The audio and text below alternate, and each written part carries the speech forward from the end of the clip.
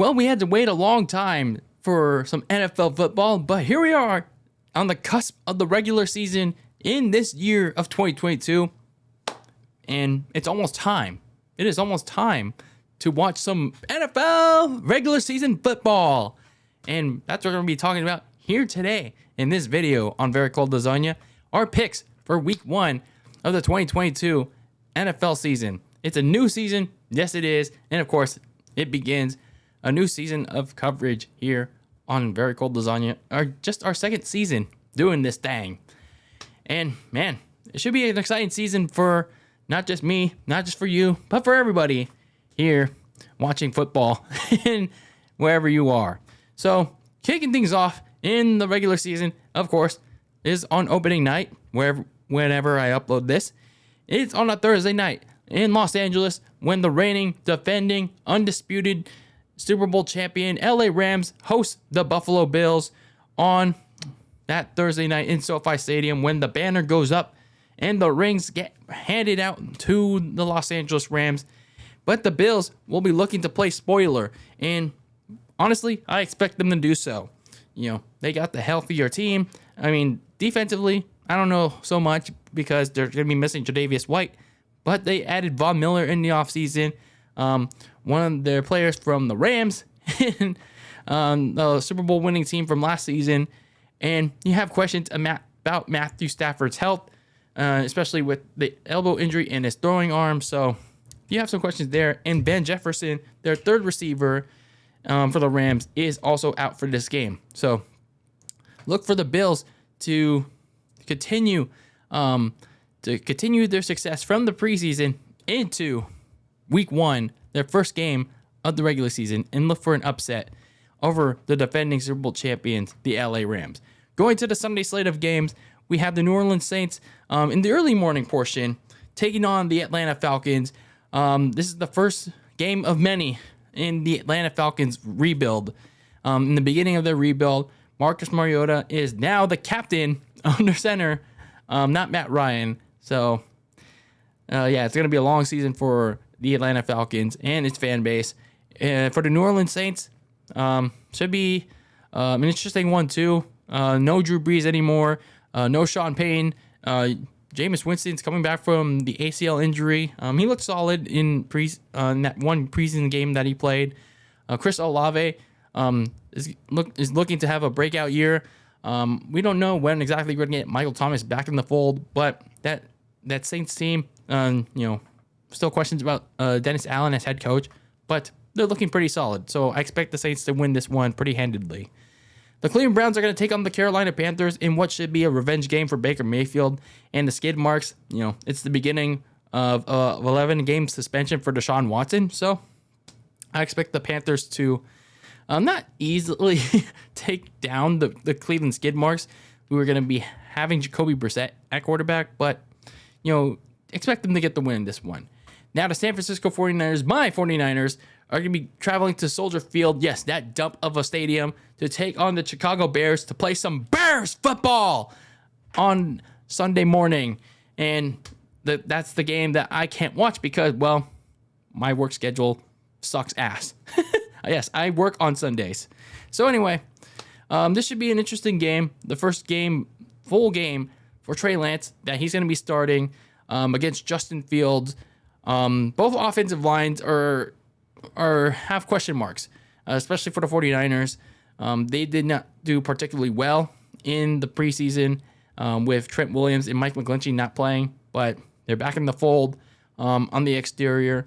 So let's see how Aaron Banks and Jake Brendel, the three rookie and the other rookie, let's see how those three rookies on the interior line perform with the left and right tackle in Williams and McGlinchey perform. You don't know if you're going to have George Kittle playing in that game. You're certainly not going to have Jimmy Ward, who's on IR. Of course, you have questions about how Trey Lance is going to perform in this game. But ease those concerns, people. Ease those concerns. I'm just going to say that now. Can we please ease those concerns about Trey Lance's ability to perform in this game? It's only week 1. So let's temper our expectations. Even if he balls out, it's just one game. even if he sucks, it's just one game. He can bounce back. Same thing for Justin Fields. If he decides to blow the roof off of us, if he sucks, it's just one game. So either way, look for both teams to hit their stride, or maybe not. But I expect the 49ers to, in their defensive line, to be the difference maker in this game against the Chicago Bears.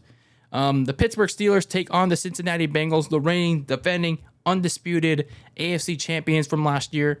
Mitch Trubisky, the MVP, the inaugural Nickelodeon Valuable Player, is going to get the start for the Pittsburgh Steelers. But that offensive line is god-awful, and they don't really have too many receiving options. And, well, we'll see how he does. He didn't look that great, but he didn't look too terrible in preseason action. Kenny Pickett had more flashes than Trubisky, so that remains to be seen. Like, at some point, when will Mike Tomlin turn to Kenny Pickett? But for the Bengals, I'm looking towards how that offensive line, how that investment in the offseason will actually translate to the regular season. But I still believe the Bengals will beat the Steelers on opening week. The Philadelphia Eagles travel to the Motor City to take on the Detroit Lions. Jalen Hurts' first game with this pretty much fully complete offense. They have a really good offensive line, as we saw in the preseason. And A.J. Brown, Devontae Smith, and Zach Ertz form a pretty deadly duo. Solid running game, too, with Miles Sanders and Kenneth Gainwell. Now, can Jalen Hurts do what he needs to do? Can he be the difference maker in that offense? We'll see. He has to prove his worth. Now for the Lions, I mean, they're still a rebuilding team. I mean, they fought hard for those 3 wins late in the season last year. Dan Campbell is still a good leader. I think the only thing that's holding them back, well, I mean, the one major thing is the quarterback, Jared Goff. So I don't know. We'll see how the Lions do, how hard they will fight like they did last year against San Francisco. But I do believe the Eagles are going to hold off the Lions in this one. The Indianapolis Colts travel to Houston to take on the Texans. It's going to be Matt Ryan's first game again as an Indianapolis Colt. He has at least a better offense to a better supporting cast this time around. And for the Texans, you're going to have to wonder how Davis Mills is going to perform in his first pretty much full season as a starter. I mean, he had mostly full season last year. Let's see how he does week 1. So the Colts, I'm picking them to beat the Texans. Meanwhile, you have New England, the Patriots, taking on the Miami Dolphins in South Beach. I worry a little about the Patriots because you go from Josh McDaniels, from a pretty successful offensive coordinator who's worked so well with Tom Brady and with Mac Jones last year. Then you go from him, and now all of a sudden you're not doing so well with Matt Patricia and Joe Judge. It's concerning for Mac Jones' development. It really is. So there's definitely a lot of pressure, but not rightfully so for Mac Jones, because look at his coordinators now. From McDaniels to 2 guys that had never had a true offensive philosophy. Never. Meanwhile, for the Dolphins, I mean, they've only had a quarter and a half of action of preseason game time with each other. Tua Tagovailoa, Tyreek Hill, Jalen Waddle, the offensive line. They've only had not that much time to in actual real time action together. So you gotta expect some growing pains for this Dolphins offense. It's not gonna take an instant right then and there that they're gonna show something. But I do expect the Dolphins to get one over on the Patriots on Sunday. The Baltimore Ravens travel to the Big Apple to take on the New York Jets. I mean, I'm going to pick the Ravens over the Jets any day because, well, what do the Jets really have to offer without Zach Wilson? Joe Flacco significantly delayed the Jets' offense, man. He really did. The Jacksonville Jaguars go to the nation's capital to take on the Commanders. This is, I don't know. It's not really an interesting game, but it has some good storyline potential. Doug Peterson and Carson Wentz are facing each other for the first time since they left Philadelphia 2 years ago. So that's something to be noteful of. But other than that, Carson Wentz, this is his first game of many to prove that, it's his last chance to prove his worth as a starting quarterback in the NFL. And for Doug Peterson, can he take those baby steps for Trevor Lawrence to be at least somewhat of an all-elite quarterback in the NFL? Just like AEW, just like how they're doing right now. So I'm going to go a little bit of an upset trend here and pick the Jaguars over Washington to win this game. So we go into the afternoon slate of games. The New York Giants take on the Tennessee Titans in the site where they just had SummerSlam a couple weeks ago. So the Titans just lost one of their key players in the pass rush in Harold Landry.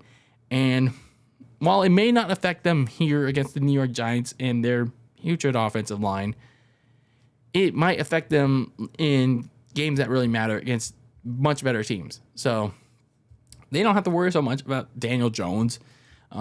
But the Titans should worry about losing Harold Landry against better teams. So I do think the Titans will get the job done against Daniel Jones and the Giants, but they should worry about the long-term impact of losing Harold Landry.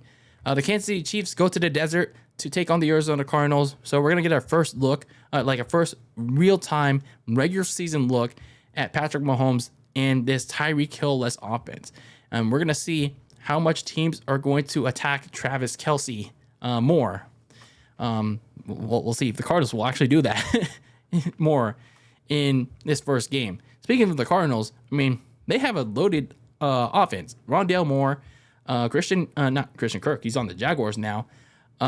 They have Hollywood Marquise Brown. They also have Zach Ertz. But can they get Kyler Murray for a full 18 games of the season? That's my question. Of course, this time of the year, they get the best Kyler Murray. But then when you get late in the season, you don't.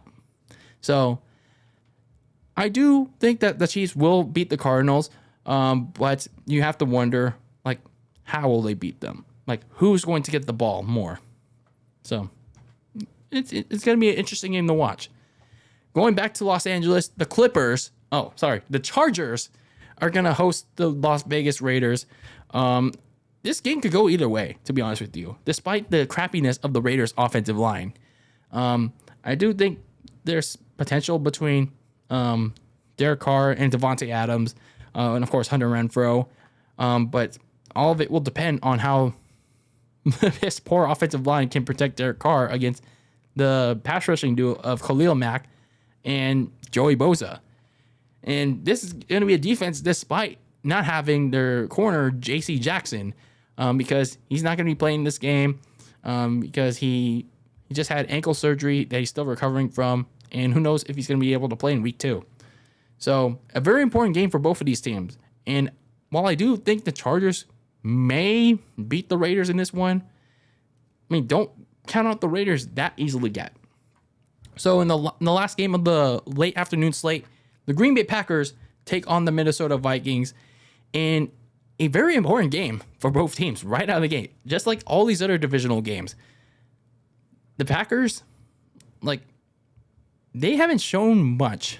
They have not shown much that someone in this offense can be their top guy. Of course, it's only the first month of the regular season, and it's only going to be the first game. But at some point in time, they're going to have to.